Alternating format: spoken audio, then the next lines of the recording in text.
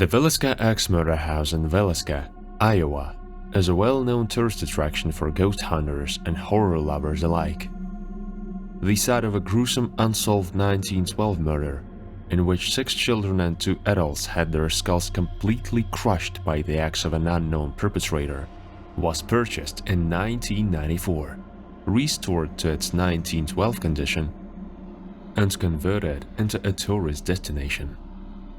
It costs $428 a night to stay at the old haunted home, where visitors always report strange paranormal experiences, such as visions of a man with an axe roaming the halls, or the faint screams of children.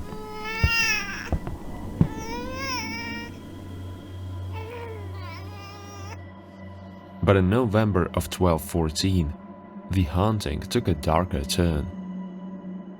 Robert Stephen Lorson Jeremy, 37, of Rhinelander, Wisconsin, was on a regular recreational paranormal visit with friends when true horror struck. Per Weiss, his companions found him stabbed in the chest, an apparently self-inflicted wound, called 911, and Lorson was brought to a nearby hospital before being helicoptered to Creighton University Medical Center in Omaha. The Montgomery County Sheriff's Office said Lorson suffered the self-inflicted injury at about 12:45 a.m., which is around the same time the 1912 axe murders in the house began.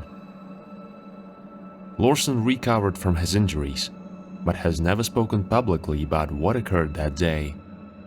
For Martha Lynn, the owner of the home, the incident was very upsetting.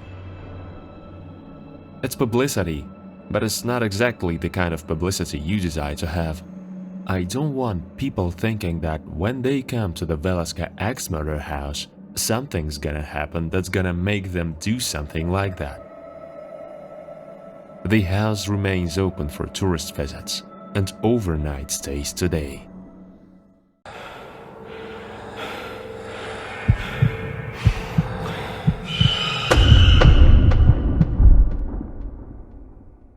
In the small town of Sumter, South Carolina, there was a house that had been abandoned for years.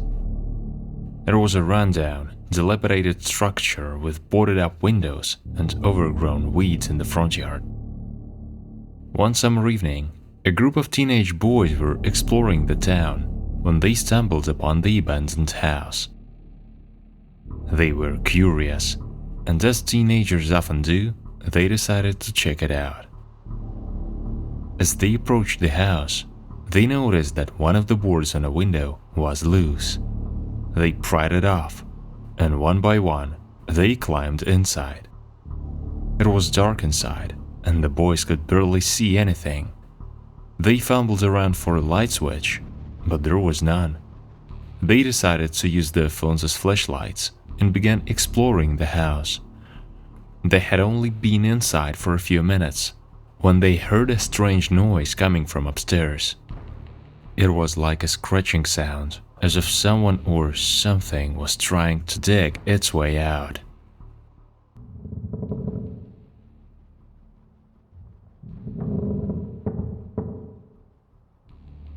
The boys were startled, but they laughed it off, thinking it was probably just a rat or some other small animal.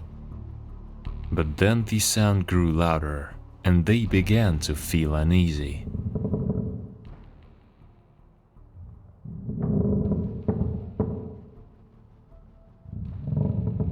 They slowly made their way up the stairs, their phones still shining their beams of light. When they reached the top of the stairs, they saw a strange sight.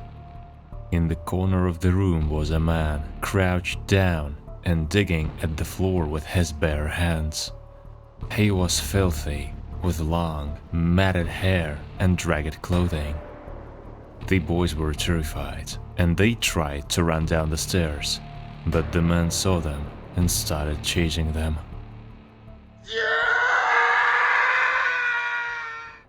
They could hear his footsteps pounding on the floorboards behind them, and they knew they had to get out of the house as fast as possible.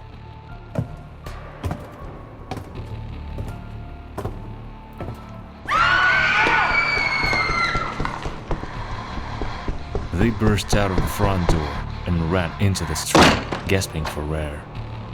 They looked back at the house, but the man had disappeared. The boys were shaken, but relieved to be out of the house. They went home and told their parents what had happened, and the police were called to investigate. When the police arrived at the house, they found evidence that someone had been living there. There were makeshift beds made out of old blankets, empty food cans, and other personal belongings scattered around the house. They searched the surrounding area, but never found the man. To this day, no one knows who he was or where he went. The abandoned house still stands in Sumter, a haunting reminder of the mysterious man who once lived there.